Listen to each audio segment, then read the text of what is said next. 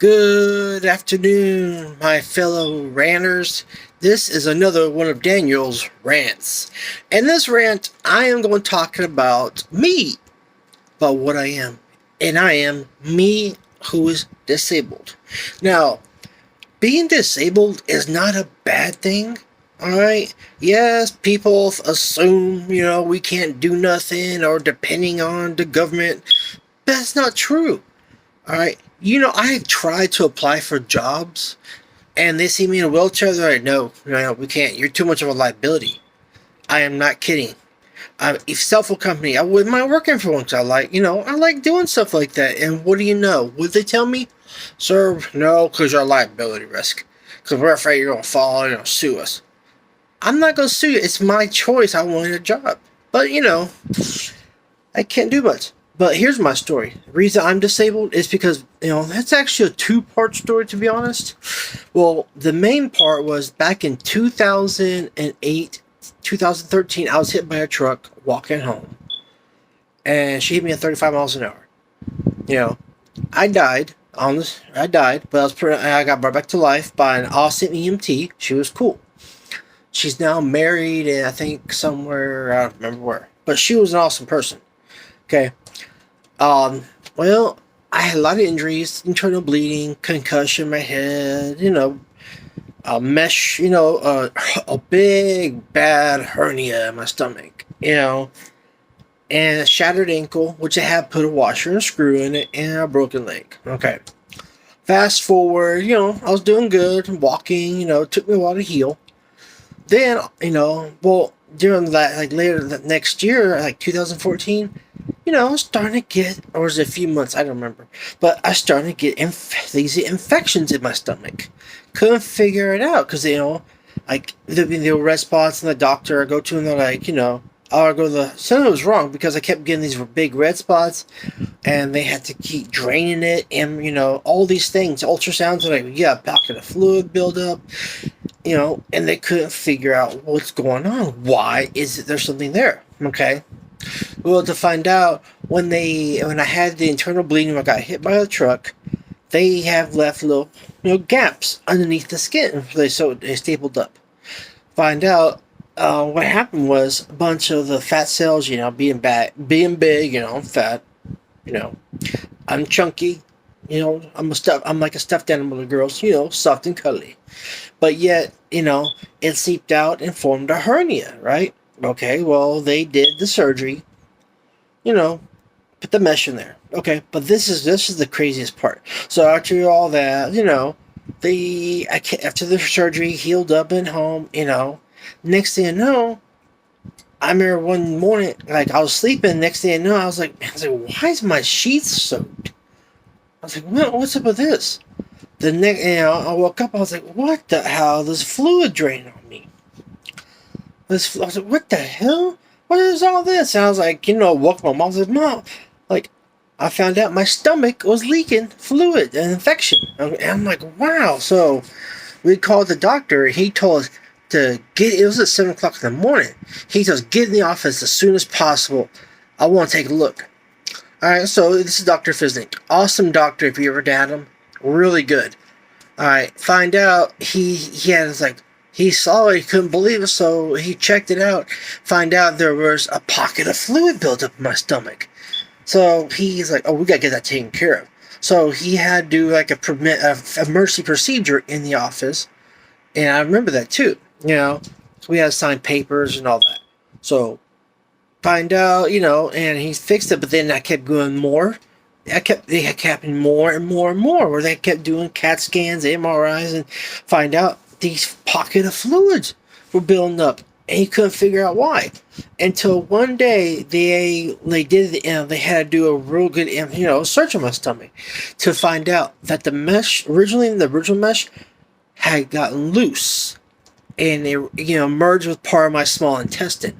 So he had to do a surgery on it because it was a faulty mesh. And yes, I am not part of that lawsuit against the people who did that faulty mesh, because that did a damage to me. After that surgery, they had to take out part of my intestine, my small intestine. and also remove my belly button. Yeah, I got a scar halfway to my body and no belly button. Crazy, right? I can't pick at it, dig in it. It's sad.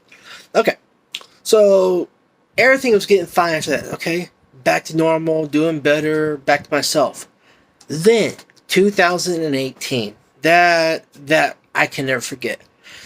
All right, because all of a sudden, it all started when I had I was working at Walmart and a big old carpet roll smashed my toe. Okay, it caused that to have an infection. And I started to get infections in my foot and my right leg, causing to have a thing called osteomyelitis, a bone infection, caused me to lose my toes. So it started to spread my foot. So yeah, they cut all the toes off my foot. Okay, no, not a big deal. So I had a good foot. Then I kept getting infections again. I can't figure out what's going on. Now, my other foot started getting it. I lost all the toes on that. Yes, I'm a diabetic. That didn't help out. Sugar being all whack, but now I got that under control. Now, this is the crazier part. So one day I was in the apartment and I kept, I just cleaned my foot because you had the ulcers and all that. I kept wondering, I was like, where's the spots coming from? Next thing I know, I see that my foot was constantly draining. And I couldn't figure out why. Okay, and I was starting to run fever. And it just tripped me out. I couldn't, wow, what's going on? So I went to the emergency room, had a ride over there, and find out I had 103 fever. I was hurting because that still was painful. Not to mention, it stunk to find and I found out what happened, right? They asked him, I was like, hey, nurse, I was like, is it possible that a foreign object could a metal screw in your ankle get infected? Because, they had put a metal, and they had put a washer and screw in my ankle and I showered it. They're like, well, yes. Why do you ask? I was like, well, I have a washer and screw in my ankle. They're like, you do? I was like, yeah. And she's like, so when they did the x-rays, they looked at it like, yes. Well, I find out. They're like, yep. Well, we got the x-ray and yeah, there was it. In your ankle, the washer and screw was highly infected, and it's causing you to have severe infections. And now it started to travel up your leg, so we got amputated. I was like, what?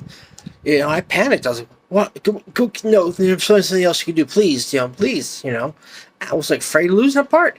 So, I was getting the room, I had got a room. I was like in the hospital most of the day and all night. You know how those are.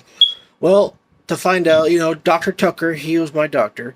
So basically, here's what he did. They had to cut, do surgery. Said there was nothing they could do to save it. We have to do it because it's traveling up your leg.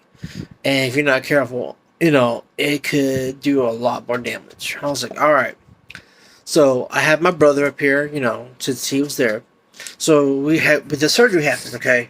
So, well, here's the bad part. So during the surgery, they cut into my leg. They were cutting it halfway. They had to stop. Apparently, my leg exploded on them, right? It just, from there, it made blood and pus mixed all over the ceiling, the tools, the doctors and nurses, right? And here's my doctor. He was like, well, it looks like I need to take a bath tonight. And he told me that I laughed, but find out that I lost a lot of blood doing that, and I nearly died again. Okay, again. I was almost dead, and I had to do emergency blood transfusion. Well, I was stuck in CCU for the whole weekend. Dr. Tucker came back. He talked to me. He goes, "Hey, Daniel, check this out. So you have sepsis, and it's traveling up your leg. So when we got into your leg, we had to stop because a little incident exploded." I was like, I'm sorry about that. He goes, no, you couldn't do nothing. He goes, well, here's the thing. Now, Monday morning, we're going to finish it up, but I'm going to give you two options. He goes, A, I can go ahead and let you keep what it is, but I can debride it, clean it up, patch it up. However, there's a chance, though, that infection could spawn, travel up your leg, through your blood, and it could possibly kill you. A chance. Or, he goes, I can go ahead and cut it above the knee. Yes, you'll be without a leg, but yet but the virus, that infection will be gone, and you have to take antibiotics, and you'll be fine. But it's your choice. Think about it. All right. And I'm not gonna lie, I was scared. Because I was like, oh my god, I'm fixing to lose a leg. I'm gonna be handicapped. But then at the same time, I'm thinking, man, you know what? I'd rather lose a leg than lose my life.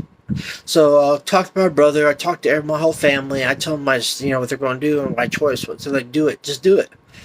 I was like, that's what I'm planning on doing. So the day of the surgery, my brother was there. Uh, Everything. And for the first time, my mom, my brother had to go get my mom because they nearly died. And, she panicked because it wouldn't be the first time. Uh, and basically, what if they did, I told him the doctor was okay, Dan, what'd you choose? I was like, the slit throat. He was like, so what does that mean? I was like, well, doctor, I'm like, what you like? I'm like, off of the leg. He goes, really? He goes, okay, tell me why'd you decide that?